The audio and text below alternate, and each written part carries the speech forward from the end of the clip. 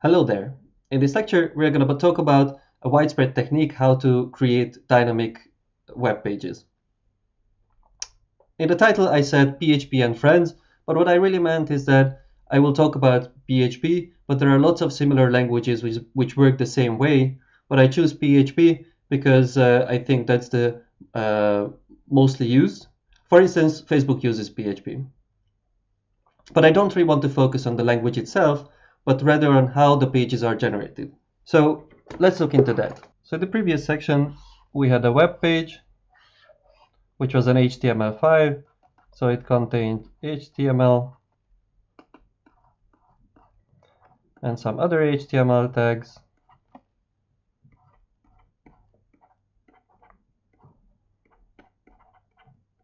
And it was all static. So you just downloaded an HTML file. Now in case of PHP and similar languages, what happens is that you have a PHP file. So it's a .php. And it partly contains HTML too.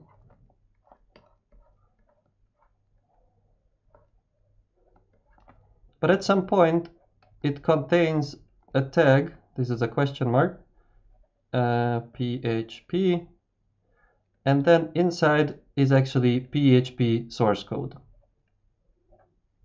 And after that, it can be, again, HTML.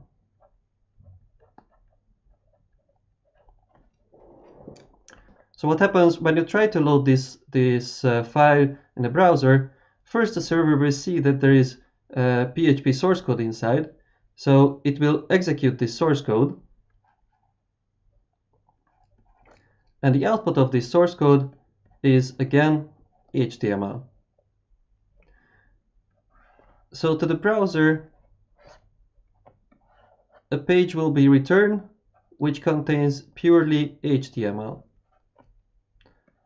with everything which was there before. And then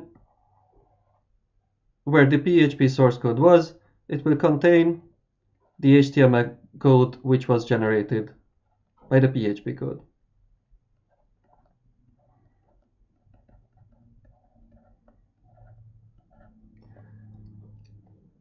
So at the end, you will have pure HTML. A very important thing is that these things happen only on the server side. So on the client side, it's still pretty static. Not if you need to refresh data, you have to reload the page. And then that PHP code will be executed again on the server side, and HTML will be generated again. All right, this was already too much talking. So let's try it out. So to serve PHP applications, first you need a PHP capable web server. Luckily, the Kali Linux already has the Apache 2 web server installed, and it's configured to handle PHP as well. What we need to do is first start the web server. So service Apache 2 start.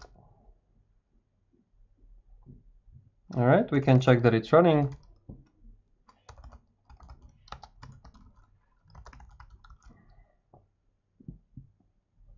It does. Then we can try whether PHP is interpreted at all. So we'll go to the server root folder, which is by default under var www/html. There's index.html.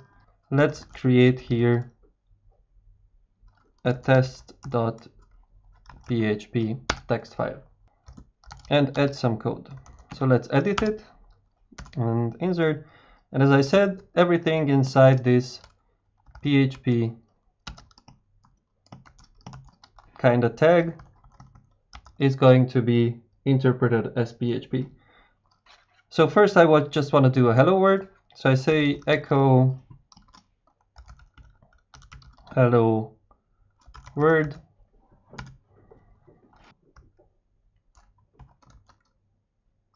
Let's save it and let's load it in the browser.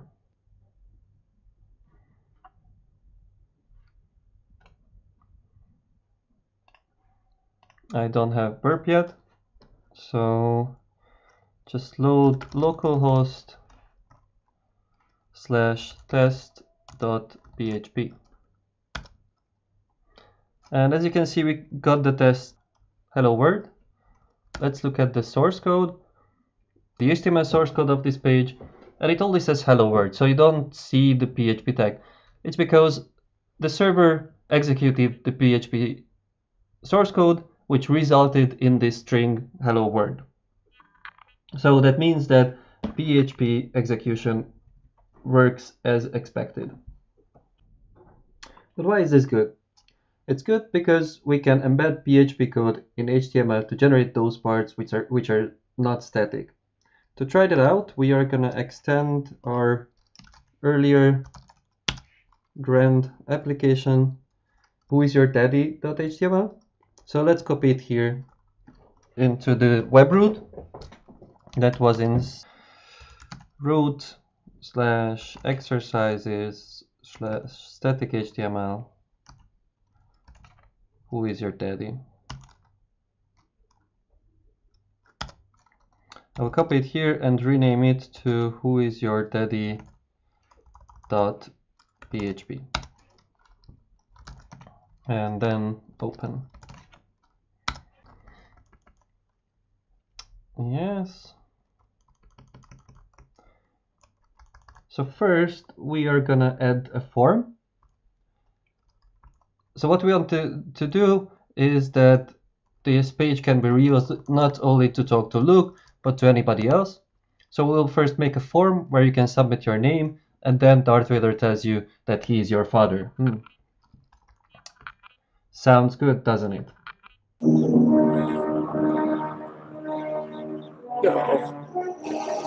No. So let's start with the form.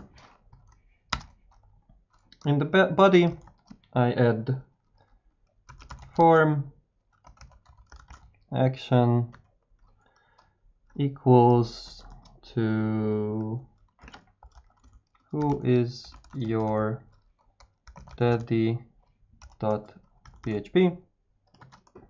so that the request will be sent to the same PHP file. Method is get.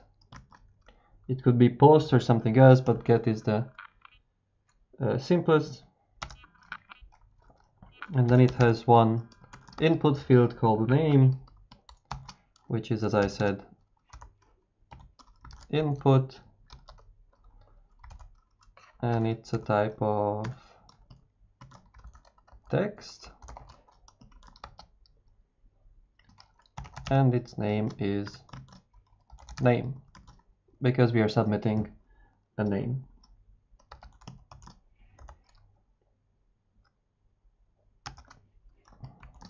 And there is other input, which will be the submit button. So it's a type submit, and the text on the button should be submit.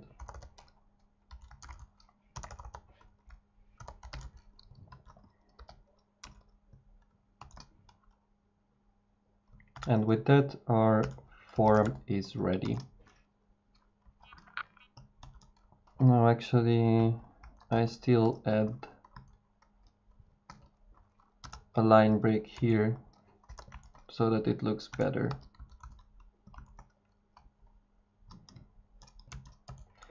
I save it and let's reload. So who is your daddy.php? Looks right, doesn't it? So there's a form with an input field where we can submit, and as you can see, the input is transmitted in the URL as a parameter. This happens because we choose the method get, so it will send the get request to the server, and the get request, if there are parameters, they are transmitted in the URL. Just that you know, this is not a good place to transmit confidential data. because it will be stored by the browser cache or firewall logs or load balancers or even in the web server log. So just don't use get when you're transmitting confidential data.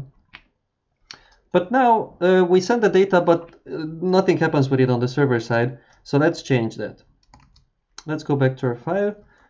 And what we want is that here it doesn't say look, it says something which is sent in the name parameter.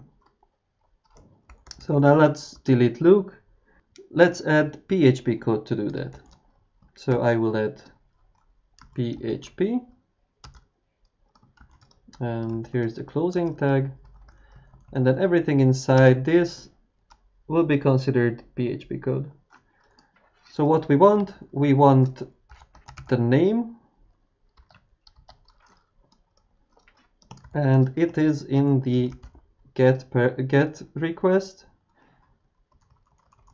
This is a variable of PHP which contains all the parameters from a get request. And from there, we want the parameter called name.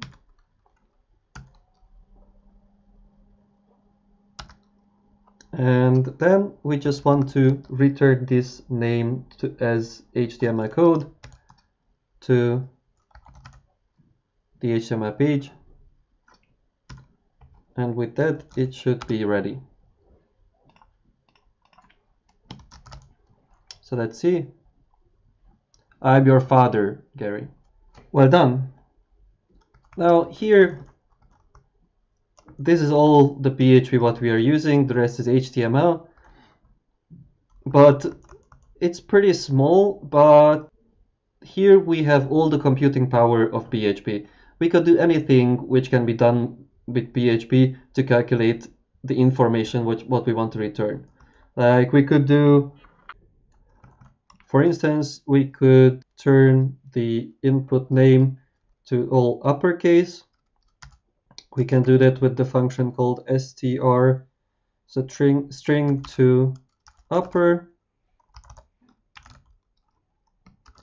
It's a built-in function of PHP. Let's save and reload the page. I come here and instead of Gary with capital, I just type Gary lowercase and submit. And then I get I'm your father, Gary uppercase. It is useless to resist. So now you can see that here the PHP code, you could do basically anything. PHP is a very strong language. Your possibilities are almost unlimited. Another side note here, this page right now is absolutely vulnerable because it contains a cross-site scripting vulnerability. We will talk about that later on. I just wanted to put it out here so that you don't write code such as this in productive websites. All right, so let's just recap this lecture. With PHP and similar languages, you can extend HTML by being able to generate code dynamically when the page is loaded. With this, you have the full computing power of the particular language, such as PHP. As I said, that still only happens on the server side. So the client side is still static, so you always have to reload the page when you want to update the data. I suggest you to experiment with PHP a little bit, try to write some more complex code, and if you feel that you are more or less understanding how PHP works, then I will see you in the next lecture. Take care. Bye.